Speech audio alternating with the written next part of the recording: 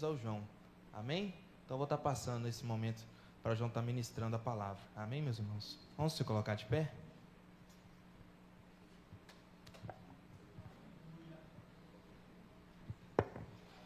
Cumprimento os irmãos com a paz do Senhor mais uma vez, amém? Glórias a Deus. Irmãos, vocês não vão poder fazer perguntas para mim agora à noite não, viu? Mas amanhã tem mais, né, irmãos? Irmãos, abram suas Bíblias em Apocalipse 1, versículo 19, por favor. Apocalipse, capítulo de número 1, e versículo 19.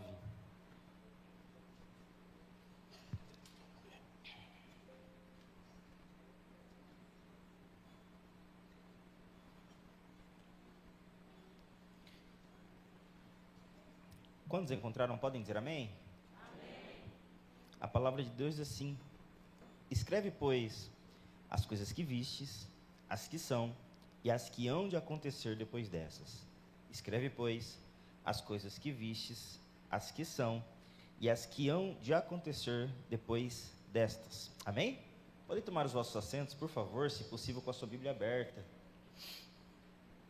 Meus irmãos, na nossa primeira parte hoje do seminário de escatologia, nós falamos sobre o livro do Apocalipse, sobre veracidade histórica, desenvolvemos alguns outros pontos. Nessa aula de agora, desse período da noite, irmãos, nós trabalharemos acerca das linhas interpretativas do Apocalipse, tá? Então, nessa noite, nós falaremos aqui sobre o pré-tribulacionismo, falaremos sobre o pós-tribulacionismo, falaremos sobre o mid-tribulacionismo. Eu trouxe algumas imagens para facilitar o entendimento dos irmãos, tá? E como eu disse para vocês, depois o pastor e o Rodrigo vão estar disponibilizando isso para os irmãos, para que isso fique mais fácil ainda. Então, depois vocês podem pegar, vocês irão perceber que as imagens são muito simples, muito objetivas, mas ao mesmo tempo carregam muitas informações, junto com os textos em que eu estarei usando aqui com vocês nessa noite. Você pode passar para mim, Rodrigo, por favor?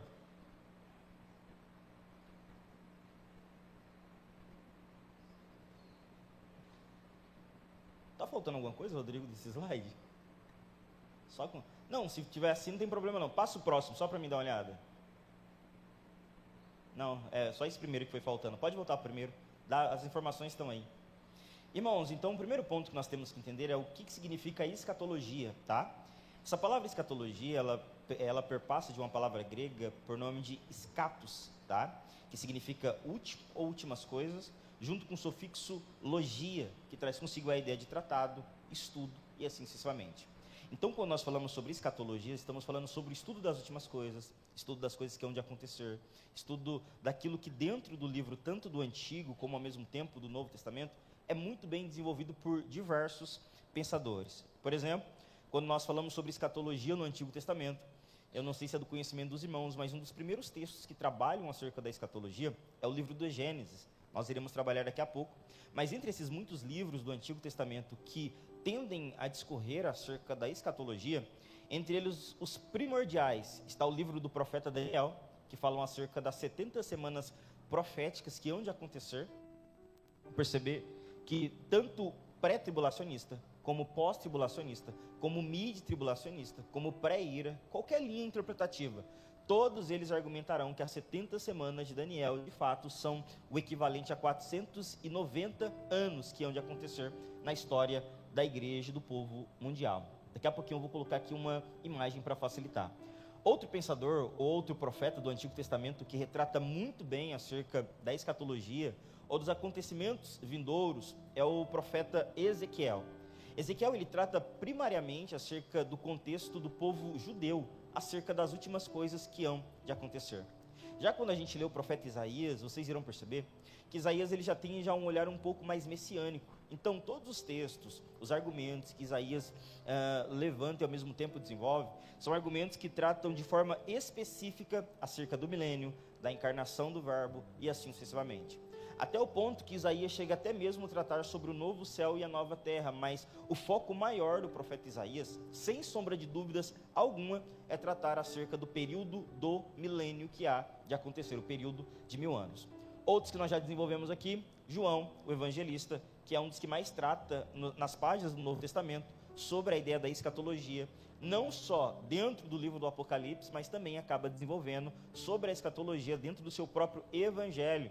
Exemplo claro disso é o capítulo de número 14, onde João ele se desenvolve em falar acerca de eventos futuros que hão de acontecer sobre o mundo. Outro que também fala muito, Mateus capítulo 24, sem sombra de dúvidas nenhuma, é o texto mais utilizado entre os debates entre pós-tribulacionistas, pré-tribulacionistas, é o texto de Mateus capítulo 24. Eu acredito que é o texto de maior dificuldade para entendermos e ao mesmo tempo desenvolvermos no que tange a ideia da escatologia. E também me utilizei aqui de textos como, por exemplo, 1 Coríntios capítulo 15, onde o apóstolo Paulo desenvolve sobre a escatologia, 1 Tessalonicenses capítulo 4, versículo 16, e outros textos como 2 Tessalonicenses capítulo 4 e diversos textos que o apóstolo Paulo ele se utiliza para sistematizar uma doutrina que foi muito falada pela pessoa de Cristo e melhor desenvolvida pela pessoa do apóstolo Paulo. E por último, o livro em que estamos abordando, que é o livro do Apocalipse, onde o foco central é desenvolver isso, acerca das coisas futuras que hão de acontecer, acerca de coisas que ainda não foram desvendadas para nós, nem tudo, mas uma boa parte já aconteceu em nossos dias. Pode passar para mim, Rodrigo, por favor? Heresias e contradições, aquilo que eu falei para vocês aqui no período da tarde, sobre o que é uma heresia e o que é uma contradição. Então, você divergir em pontos teológicos vinculados às doutrinas primárias, você arruma um grande problema. Agora, quando você diverge dentro do campo de doutrinas secundárias, não tem um problema tão significativo. Eu estava até ali conversando com o pastor, e é válido quando nós temos pastores assim, que eles entendem que, acima de tudo isso, dessas doutrinas secundárias, é a união que nós devemos ter em Cristo Jesus.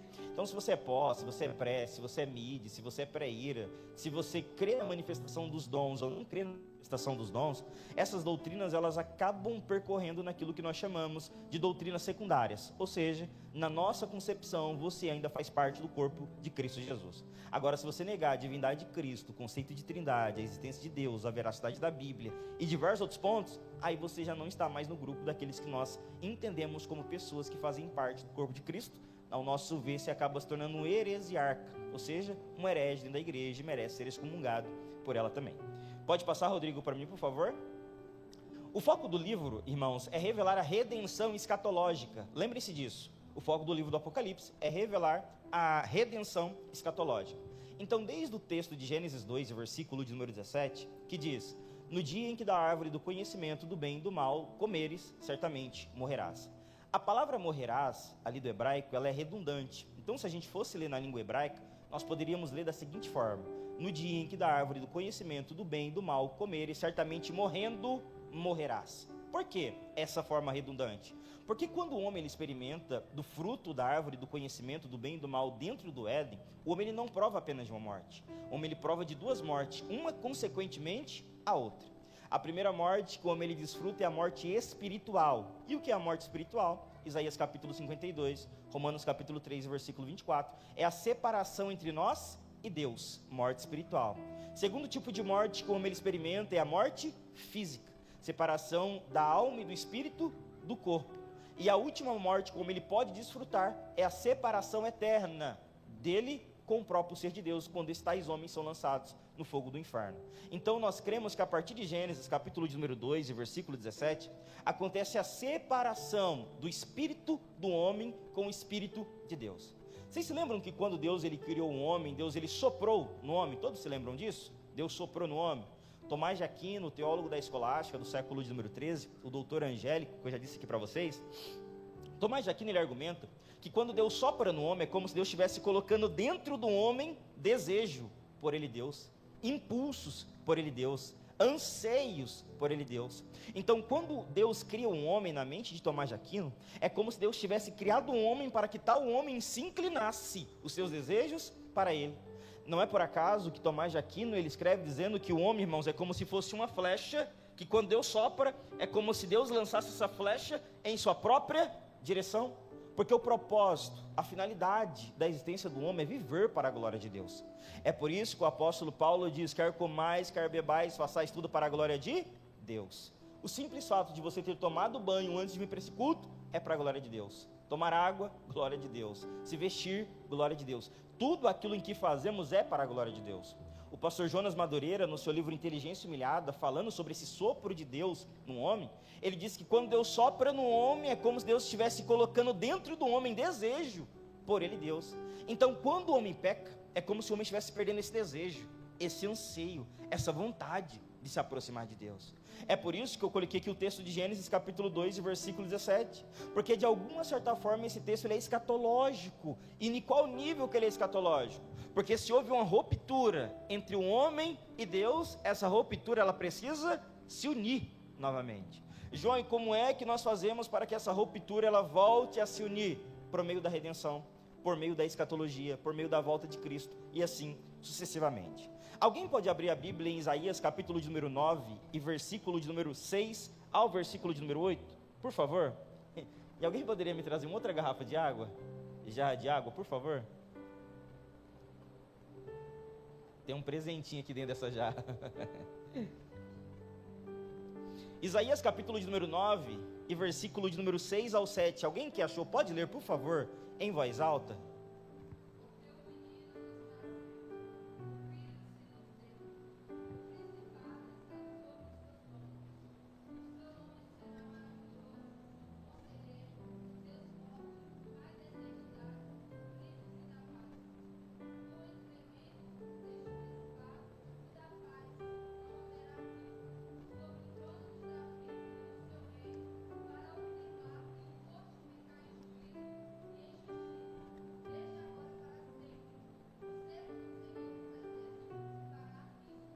Amém. Irmãos, vocês estão observando que esse texto do profeta Isaías é um texto que ele aponta de forma escatológica para o nascimento, vida, obras e feito de Jesus?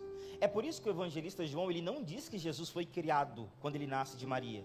O evangelista João diz que Jesus foi gerado. Existe uma grande distinção entre ser criado e ser gerado. Ser criado é quando você tem um ponto de partida para existir. Eu fui criado, você foi criado, esse celular foi criado, esse notebook foi criado, essa Bíblia, tudo que está aqui foi criado. Jesus ele não foi criado, ele foi gerado. E por que ele foi gerado? Porque, como diz o texto do profeta Isaías, ele é o pai da eternidade. Ou seja, antes de nascer, ele já estava na eternidade e ao mesmo tempo governava essa mesma eternidade. E não só isso, o texto do profeta Isaías também faz alusão a um trono que esse mesmo menino chamado Jesus se assentaria e governaria de forma perpétua e ao mesmo tempo eterna, que é o trono de Davi, que nós costumeiramente falamos aqui também no período da manhã. Outro texto que também faz alusão a esse governo extraordinário de Cristo é o texto de Ezequiel, capítulo de número 37, do Vale de Ossos Secos. Alguns costumam pegar esse texto e ao mesmo tempo se utilizarem dele fazendo más interpretações. Mas o texto de Isaías, capítulo de número 37, ele aponta para um único objetivo. E qual é? A restauração espiritual e ao mesmo tempo social da nação de Israel. Então, quando você pega aquele texto, os ossos secos que estavam ali, obrigado, meu amigo, os ossos secos que estavam ali, faz uma alusão ao estado que Israel estava, e ao mesmo tempo faz uma alusão ao estado que Israel se tornaria nesse período que nós iremos trabalhar hoje, que é o período do milênio. E por último, irmãos, o profeta Daniel, que faz alusão àquilo que nós chamamos de 70 semanas proféticas, que eu irei trabalhar aqui de forma bem resumida para vocês. Pode passar, Rodrigo, para mim, por favor? Em quais pontos essas interpretações concordam entre si? Então, o que o pré, o pós, o mid, o pré... No que eles concordam quando vão estudar escatologia ou quando vão interpretar a escatologia? Primeiro, eles concordam que a escatologia, ou seja, o reino de Deus sendo estabelecido entre os homens, ele só tem esse objetivo porque primeiro teve a queda e depois a redenção. Então, irmãos, pelo fato do homem ter caído dentro do Éden, automaticamente necessitaria de uma redenção. O teólogo Osborne, que é um dos grandes teólogos, que tem até um comentário do Apocalipse, que daqui a pouquinho eu vou fazer uma citação dele, ele diz que o livro do Apocalipse nada mais é do que nós retornando ao Éden. Então, se um dia o homem saiu do Éden por meio do seu pecado, um dia nós entraremos no Éden, não pelo nosso braço, não pela nossa força, mas pela graça de Cristo que habita em nós e pela redenção do sangue salvífico de Jesus Cristo em nosso favor. Outro ponto, irmãos, que todos eles concordam, todas essas linhas interpretativas, é aquilo que nós chamamos de depravação total. Mesmo que os calvinistas divergem em alguns pequenos pontos, a grosso modo, tanto calvinismo, como arminiano, como pré, pós, mid, todos eles chegarão a essa mesma compreensão. E qual é? Os homens estão depravados moralmente, inclinados para os seus pecados. Vocês se lembram que eu citei aqui minha filha? O nome dela é Eloá. Eloá em hebraico, irmãos, é Deus no singular. Elohim é Deus no plural. A minha filhinha Eloá, 3 anos de idade, eu já vejo inclinações dela para o pecado. Porque mesmo se ela morrer, e certamente irá para o céu, caso viesse a morrer, iria para o céu, mesmo se ocorresse isso, ela já nasceu com a natureza pecaminosa. Ou seja, João, não existe berço evangélico? Não existe berço evangélico. Salmo 51, versículo de número 4 ao versículo de número 5, deixa claro que Davi, dentro do útero de sua mãe, ainda estava sendo gerado. Um feto gera um pecador em potencial. Romanos capítulo 3, versículo 23, diversos outros textos deixam claro que nós já nascemos como inimigos de Deus e como pecadores em potenciais. Terceiro, a restauração do mundo. O apóstolo Paulo escreve em Romanos que o mundo geme, a criação geme para ser restaurada pelo próprio Deus. Ou seja, irmãos, nós precisamos de uma restauração. E onde é que encontraremos isso, João? No período milenar, no novo céu, nova terra, que é aguardado por nós. Quarto, a necessidade de um reinado, do reinado de Cristo. Irmãos, Jesus, sem sombra de dúvidas, dentro de todas essas concepções, eles acreditam que o reinado de Cristo é um reinado necessário para qualquer uma das épocas. E em quinto, a necessidade de um juiz. E em sexto, Jesus Cristo, ele voltará. Então, se você for pré, você vai falar, não, Jesus vai voltar. Se você for pós, Jesus vai voltar. Se você for mid, Jesus vai voltar. Se você for pré-ira, Jesus, não tem para uma linha que você vá que ele vai discordar disso. Todos eles têm a mesma concepção. E qual é? Jesus Cristo voltará para buscar a sua igreja. Agora, aqueles que divergem disso já não estão baseados na doutrina ortodoxa da igreja cristã. Pode passar para mim, Rodrigo, por favor? Irmãos.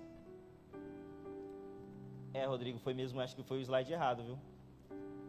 Volta um, por favor. Foi o slide, passa. Pode passar. Foi o slide errado mesmo. Foi. Eu posso te enviar, você consegue mudar? Irmãos, esse ponto que eu vou trabalhar agora aqui com os irmãos, vou até mandar outro slide aqui para o Rodrigo. Porque esse outro aqui os irmãos vão conseguir ter uma dimensão melhor. Acabei de te enviar, Rodrigo. Nesse outro aqui os irmãos vão conseguir ter uma dimensão melhor sobre as 70 semanas proféticas de Daniel. Mas de qualquer forma, Rodrigo, volta um slide aí.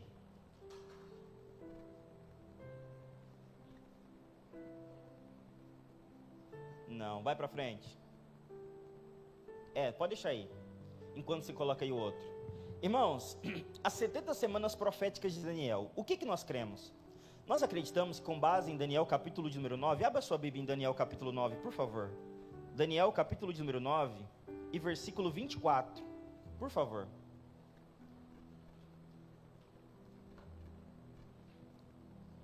Daniel 9, versículo 24. Olha o que está escrito. 70 semanas, ou seja, 490 anos, olha, escrito aqui, ó. Versículo 24, a parte aqui de baixo. 70 semanas, ou 490 anos, estão determinados sobre o teu povo e sobre a sua santa cidade, para cessar a transgressão e para dar fim aos pecados, e para expiar a iniquidade e trazer a justiça eterna, e selar a visão e a profecia, e para ungir o Santíssimo. Versículo 25. Sabe, entende, que desde a saída da ordem para restaurar e edificar Jerusalém, até o Messias, o príncipe, haverá 7 semanas e 62 semanas. Observe, irmãos, que Daniel aqui ele vai detalhando. Primeiro, desde a ordem da restauração. Qual restauração? A restauração de Jerusalém. Para edificar Jerusalém. E até o Messias, o príncipe, haverá 7 semanas primeiro. E depois 62 semanas. Aí você pode estar se perguntando, mas João, semanas aqui são semanas literais? Não são semanas literais. E com qual base que nós entendemos isso? Observe o versículo que está ali acima, ó. Levíticos 25 e versículo de número 8. Contem 7 semanas de anos. 7 vezes 7 anos. Essas 7 semanas de anos totalizam 49 anos. Ou seja, cada uma dessas semanas, irmãos, é o equivalente a 7 anos. Repito, cada uma dessas 7 semanas é o equivalente a quantos anos, irmãos? 7 anos. Então, o primeiro ponto de entender é esse. cada uma dessas 70 semanas que o profeta Daniel está falando aqui, em Daniel capítulo 9, a partir do versículo 24 em diante, ela tem o equivalente a 7 anos. Logo, se são 70 semanas, nós temos o equivalente a 490 anos. Até que os irmãos conseguiram compreender? Maravilha. Conseguiu colocar outro? Não? Oi? É o mesmo? Rapaz do céu.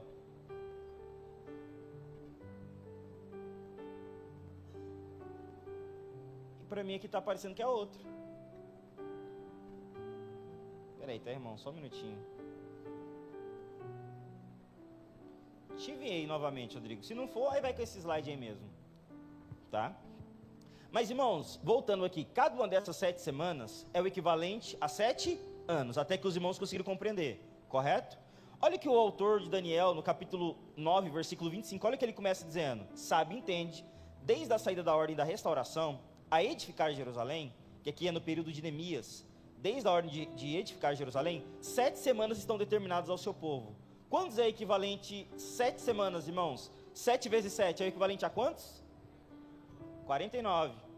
Então, esses primeiros 49 anos, ele vai desde a ordem de restauração até a edificação de Jerusalém. Mas depois desse período, teriam mais 62 semanas. Vamos ver agora se os irmãos é bom de conta. 62 vezes 7, irmãos? Quantos? 420? Eu não vou me lembrar de cabeça, mas deve ser isso aí mesmo. 420 anos, irmãos. Quantos?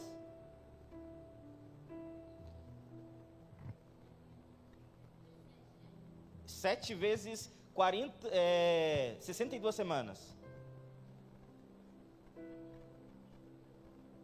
Dá o equivalente a 434 anos, irmãos. Oi? Quase. Passou perto. Então, irmãos, o primeiro período é um período de 7 semanas, equivalente a 49 anos, que datam desde a edificação até o término da edificação. Então, foi o período em que Neemias estava reconstruindo o templo. Perdurou 49 anos. Depois do término dessas primeiras 7 semanas, você conta mais 62 semanas, que vai desde o término da edificação até a morte do Messias, mais 432 semanas. Até aqui já foram contabilizadas 69 semanas, mas ainda falta uma última semana. Cada semana é equivalente a quantos anos, irmãos? Quantos anos, irmãos? 7 anos. Se você for conversar com um pós-tribulacionista, ele vai falar que essa semana ela já aconteceu. Se você for conversar com um pré-tribulacionista, ele vai falar, não, ela ainda não aconteceu. E quando é que essa última semana ela vai acontecer?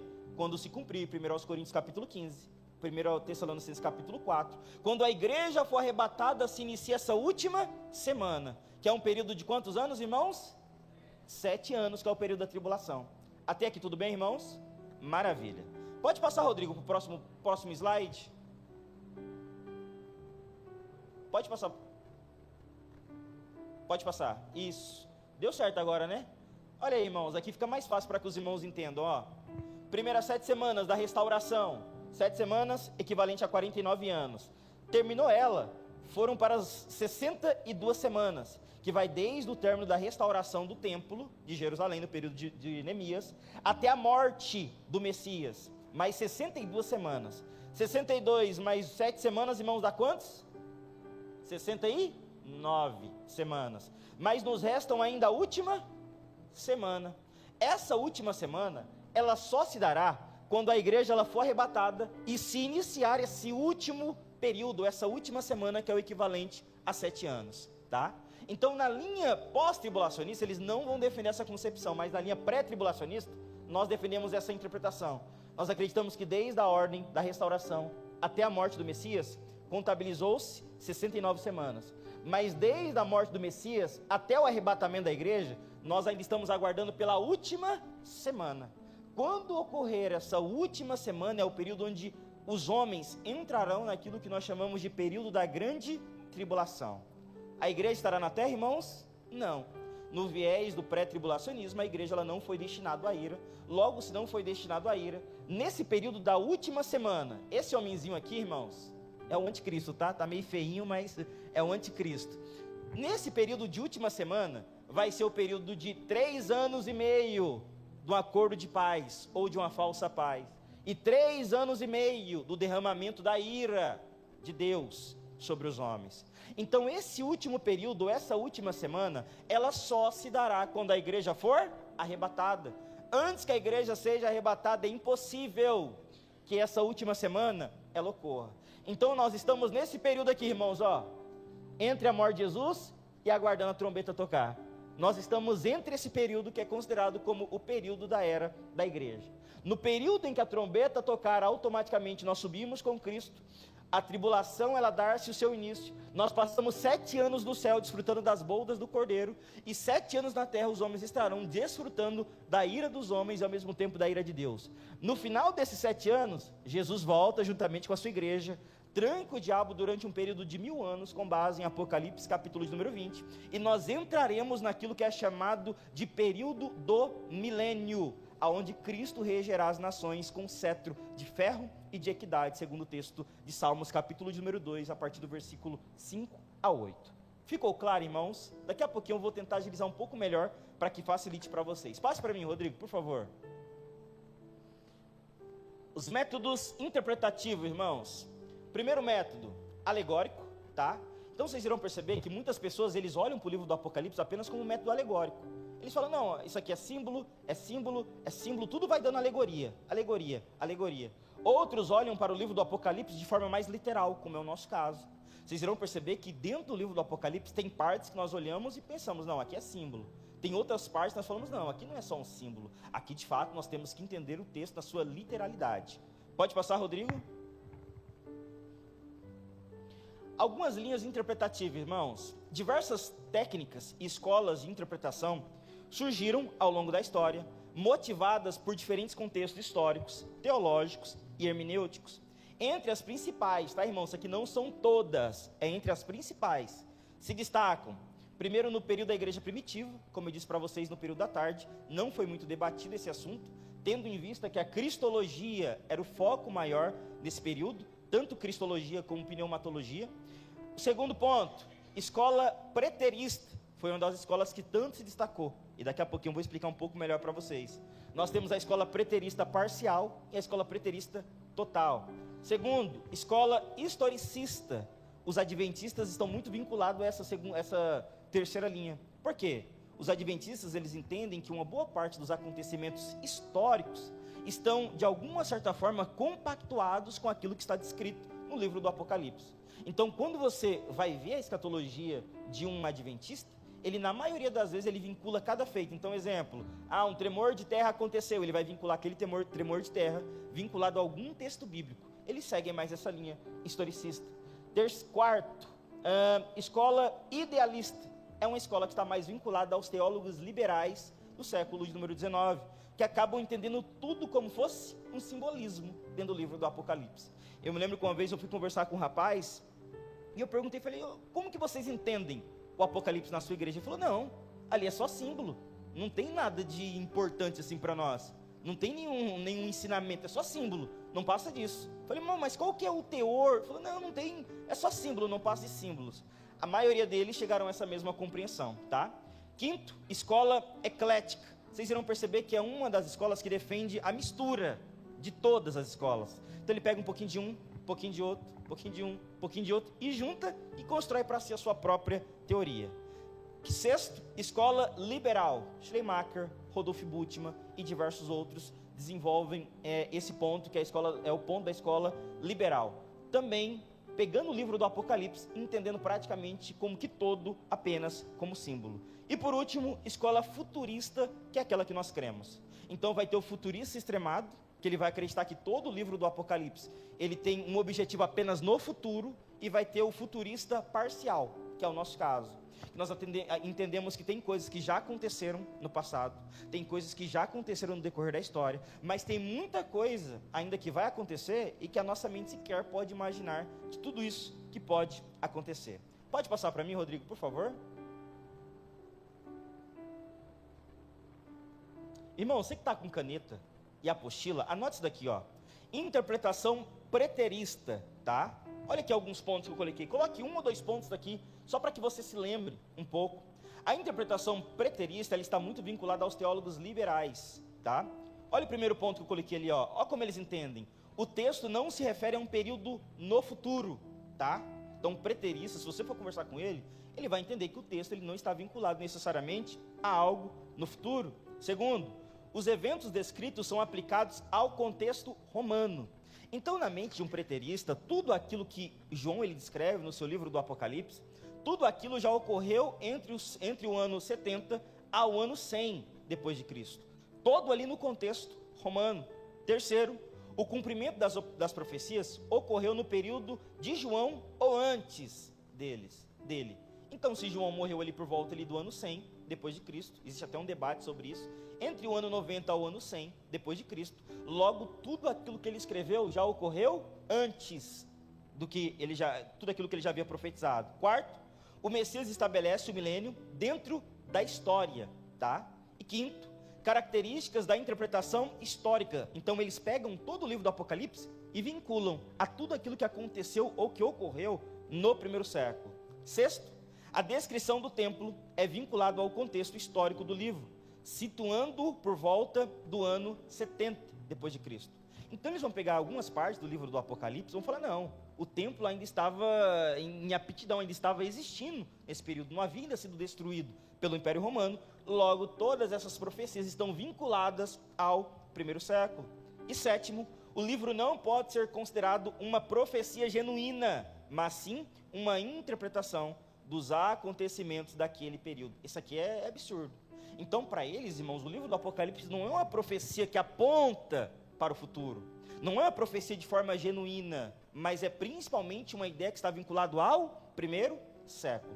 Mas vocês se lembram que eu iniciei aqui, lendo o texto de Apocalipse 1, versículo 19, que diz assim: escreve, pois, as coisas que vistes, ou seja, algo que João já havia visto, escreve as coisas que são, algo que João estava vendo, e escreve as coisas que hão de acontecer depois dessas. Irmãos, João é onisciente? Não. João sabe de todas as coisas? Não. Então João está escrevendo sobre coisas que nem ele mesmo tem noção do que tais coisas seriam. Ele está escrevendo acerca de profecias que nem ele mesmo sabia a exatidão de como aquilo se cumpriria. Então o livro do Apocalipse, ele não pode se esgotar apenas nessa visão preterista, de algo que se esgotou apenas no primeiro século. Pode passar para mim, Rodrigo, por favor? Outro ponto de vista, se você puder também anote, interpretação histórica. Essa abordagem teve o seu início em Joaquim de Fiore, no século de número 12, e caracteriza-se pela tentativa de correlacionar os eventos históricos diretamente com o texto bíblico. É aquilo que eu disse para vocês. Qualquer acontecimento que vai acontecendo, eles vão vinculando algum texto bíblico. Então, o Trump assinou lá aquele tratado lá, todo mundo já vinculou aquilo a algum texto do Apocalipse. O fulaninho, aconteceu alguma coisa lá em Israel, já vinculam algum texto, e vão fazendo assim. Esse é um malabarismo teológico. Eles pegam tudo aquilo que acontece na história e tentam, de alguma certa forma, vincular algum texto bíblico, tá bom? Pode passar para mim, Rodrigo, por favor? Interpretação, irmãos, idealista, tá? Nessa interpretação, o milênio não é compreendido como um evento futuro e literal. Repito, o milênio não é interpretado como um evento futuro e literal. Todos nós que estamos aqui, nós temos uma compreensão do milênio. Nós acreditamos que o milênio ele perdurará de fato um período de 1000 anos, literal. Não é apenas um símbolo. Então, se você pegar alguns teólogos dos nossos dias, como por exemplo Nicodemos, que eu acho que é um dos que mais falam acerca de uma visão que perpassa essa, o teólogo Nicodemos, ele vai argumentar que nós já estamos no milênio, porque na concepção dele, o milênio já se iniciou desde o século I, porque na visão dele o milênio não é um milênio literal, não são 1000 anos literal, mas é apenas um milênio simbólico. Biblicamente não, irmãos. Biblicamente nós cremos em um milênio literal, de 1000 anos. Segundo ponto, não entendido como profético nem histórico, mas visa apenas ensinar padrões morais. Então, quando você lê o livro do Apocalipse, não leia entendendo que é um livro profético. Não leia entendendo que é um livro que perpassa na história, não. Leia entendendo que é apenas um livro que vai te influenciar a viver uma vida moralmente boa e eticamente social. Olha que absurdo. O livro do Apocalipse não carrega só isso. É muito mais do que isso. Terceiro, trata-se da abordagem mais simbólica entre as escolas interpretativas. Porque tudo aquilo que há dentro do livro do Apocalipse, eles vão sempre entender de forma simbólica, simbólica, simbólica. Quarto, o anticristo não é entendido como um indivíduo histórico, específico, mas como uma realidade ou tendência espiritual que pode manter-se em diferentes pessoas, manifestar-se em diferentes pessoas e sistemas. Nós não cremos isso, irmãos. Nós cremos que o anticristo de fato será um homem. Como eu disse para vocês, o anticristo já pode ter nascido. O anticristo já pode estar entre nós, mas também pode não ter ainda nascido. O anticristo pode ser um bebê, pode ser uma criança, pode ser um velho, pode ser um jovem. O anticristo já pode estar por aí. Então nós não cremos que o anticristo, irmãos, é apenas um símbolo, uma tendência espiritual. Nós cremos que o anticristo, de fato, irmãos, ele é um homem que manifestará o poder de Satanás entre os homens dessa terra. E quinto, a interpretação espiritualiza amplamente os elementos do texto, enfatiza princípios teológicos e espirituais em detrimento de uma leitura literal. Nós, irmãos, quando pegamos o livro do Apocalipse, nós lemos esse livro de forma literal. Pode passar, Rodrigo, por favor? Pode passar também, Rodrigo? Isso. Esse daqui, irmãos, é o ponto que nós abordamos, tá? É a interpretação futurista. E no que perpassa essa interpretação? Se você puder anotar, anote. Essa abordagem é associada em sua forma primitiva a autores como Justino, Irineu, Hipólito, sendo posteriormente desenvolvido no âmbito do dispensacionalismo, que eu não irei trabalhar aqui, tá bom? O livro do Apocalipse, irmãos, é compreendido como uma revelação progressiva. Vocês se lembram que eu falei para vocês sobre o conceito de trindade, de ressurreição, de vida após morte, que no Antigo Testamento não é uma doutrina muito bem desenvolvida, mas que no Novo Testamento ela começa a ser desenvolvida de uma forma mais perspicaz. Da mesma forma, irmãos, é a doutrina da escatologia. Quando nós vamos para as páginas do Antigo Testamento, Novo Testamento, nós percebemos algumas dificuldades. Porém, a partir do Novo Testamento é onde essa doutrina ela começa a ser melhor difundida e, ao mesmo tempo, sistematizada. Outro ponto, estabelece uma distinção entre igreja e Israel. Então, se você perguntar para um pós-tribulacionista, pessoas que vão, exemplo, igrejas presbiterianas, alguns batistas, e se você perguntar, igreja e Israel são a mesma coisa? Eles vão falar, não, são a mesma coisa. Agora, para as pessoas que entendem o livro do Apocalipse com esse olhar mais pré-tribulacionista, eles falarão que não são a mesma coisa, que são distintas. Igreja é uma coisa, Israel é outra coisa totalmente distinta uma da outra.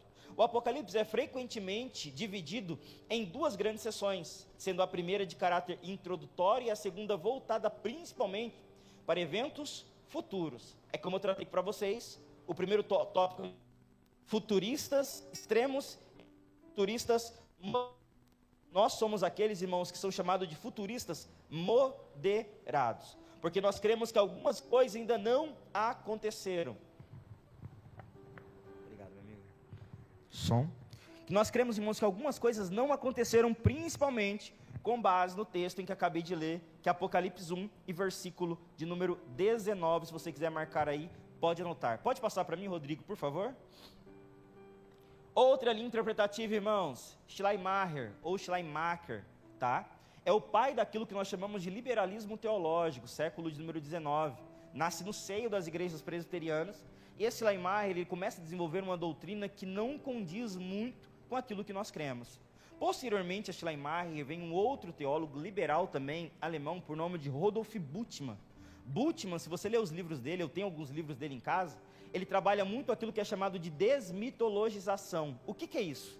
Bultmann, ele olha os textos que foram escritos no Novo Testamento, e ele fala, mas peraí, milagre não é daquela forma que o escritor está querendo dizer.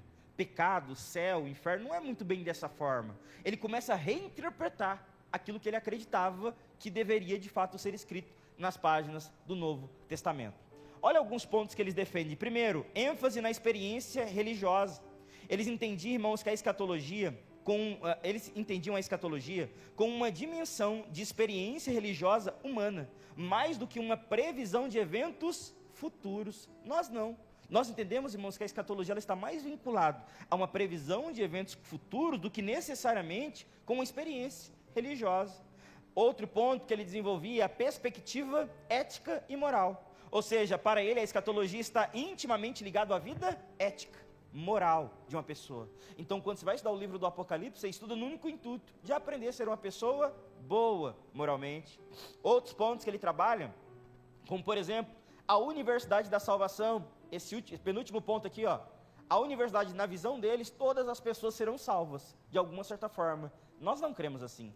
Nós cremos, irmãos, que o único meio de ser salvo é professando Cristo como seu único e suficiente Salvador. Ah, João, mas eu sou filho de crente. Eu nasci, fui batizado. Como diria Lutero, nem todas as águas do mundo seriam capazes de purificar o seu pecado. Você poderia morrer lá dentro do batismo. Você poderia trazer o tanque batismal para dentro da igreja e ficar lá mergulhado. De forma alguma aquilo purificaria o seu pecado. Então o batismo por si só ele não te purifica. O que te purifica de fato é a crença na pessoa de Jesus Cristo de Nazaré. Pode passar, Rodrigo?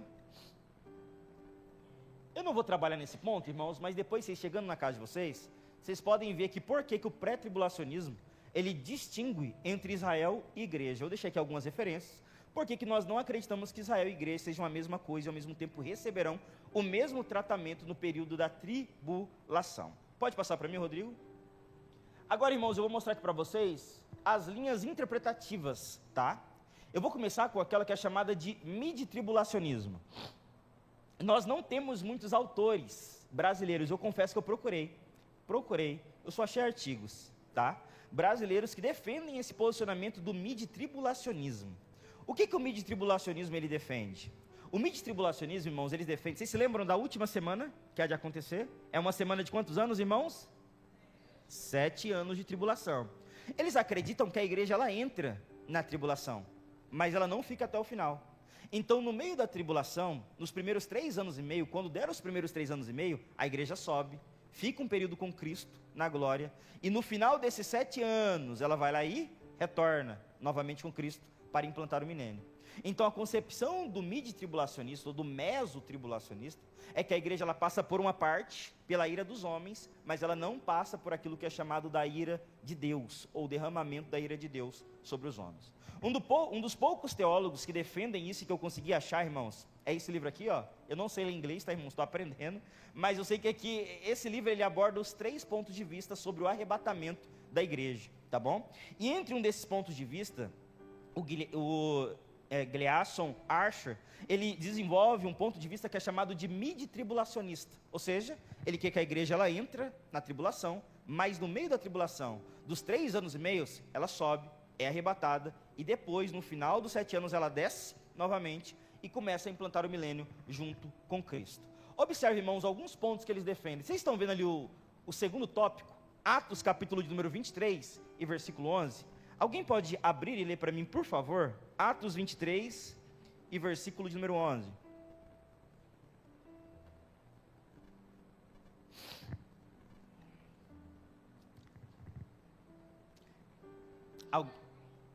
Pode ler.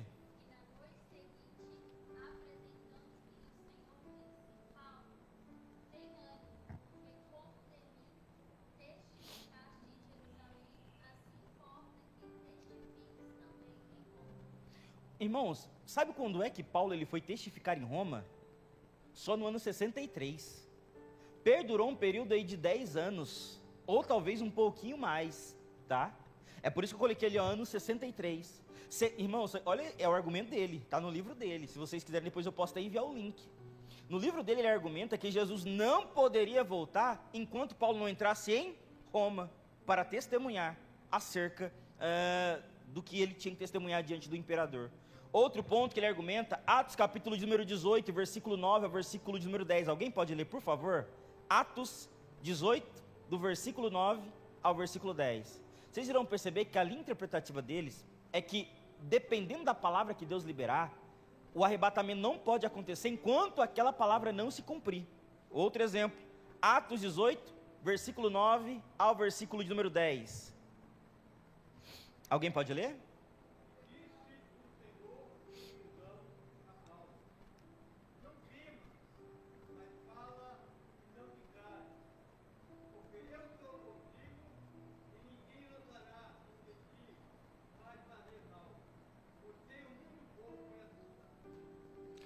Observe, irmãos, que com esse texto, ele vai argumentar o quê? Olha, o arrebatamento só pode acontecer depois que essa palavra se cumprir. Então, enquanto essa palavra não se cumpre, o arrebatamento não pode acontecer. É como se o arrebatamento tivesse condicionado a algo. Outro texto, Atos capítulo 27, versículo 24. Alguém pode ler em voz alta? E alguém já deixa Lucas 21, versículo 24 preparado, por favor? Atos 27 e 24.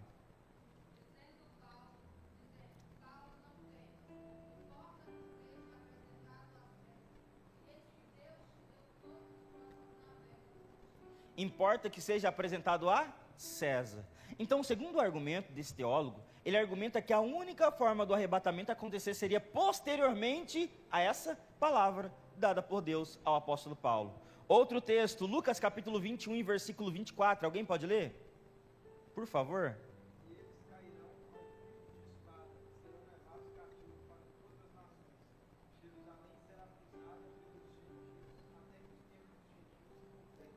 Até que os tempos dos gentios se completem.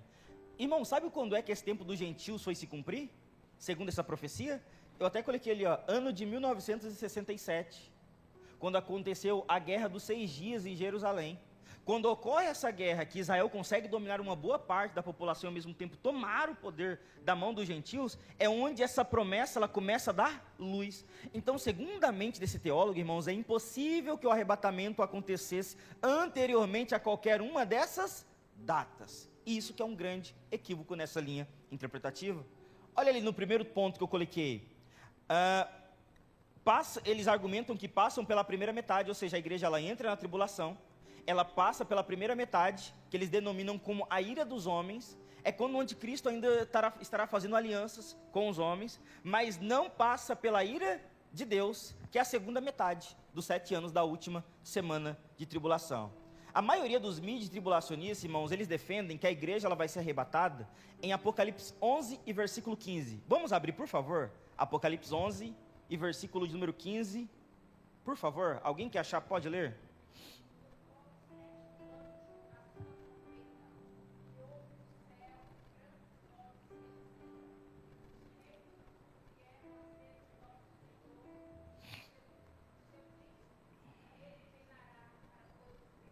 Amém. Agora, a senhora pode ler também Apocalipse, capítulo de número 14 e versículo 14? Observe, irmãos, que nesse Apocalipse 11, do versículo 1 até o versículo 15, ele vai falar sobre a ressurreição das 2 testemunhas.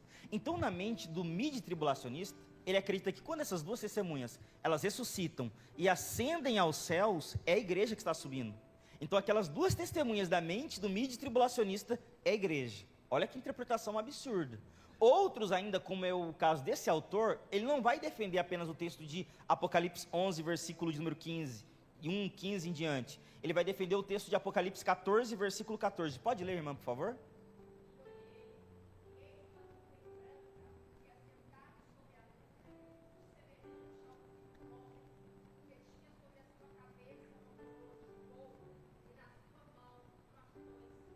Obrigado.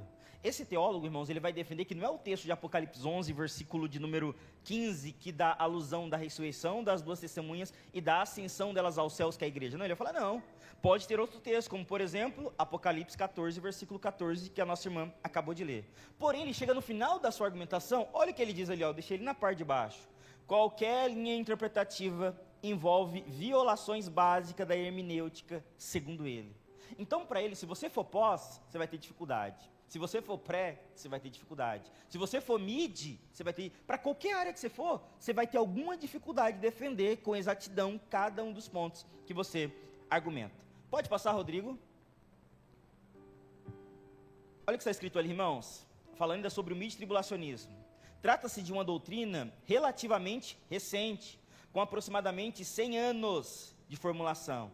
Seus proponentes defendem que a igreja será arrebatada no meio da tribulação, ou seja, no meio da última semana de Daniel. Quando estiver ocorrendo 7 anos, nos 3 anos e meio, a igreja ela é arrebatada. Principalmente eles argumentam isso com base em Apocalipse 11 e versículo de número 3. Alguém pode ler, por favor, Apocalipse 11 e versículo de número 3? Em voz alta.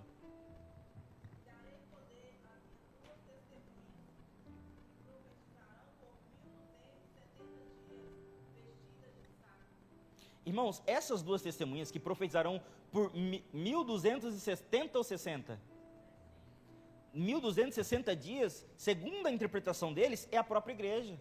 Então, quando essas 2 testemunhas são levadas aos céus, não é apenas 2 homens, é a própria igreja ascendendo aos céus, que é a interpretação totalmente equivocada. Para o midi-tribulacionista, irmãos, as trombetas mencionadas em 1 Coríntios capítulo 15, em 1 Tessalonicenses capítulo de número 4, correspondem à mesma trombeta descrita em Apocalipse 11 e versículo de número 15, tá? Que também vocês irão perceber que tem totalmente um equívoco nessa linha interpretativa.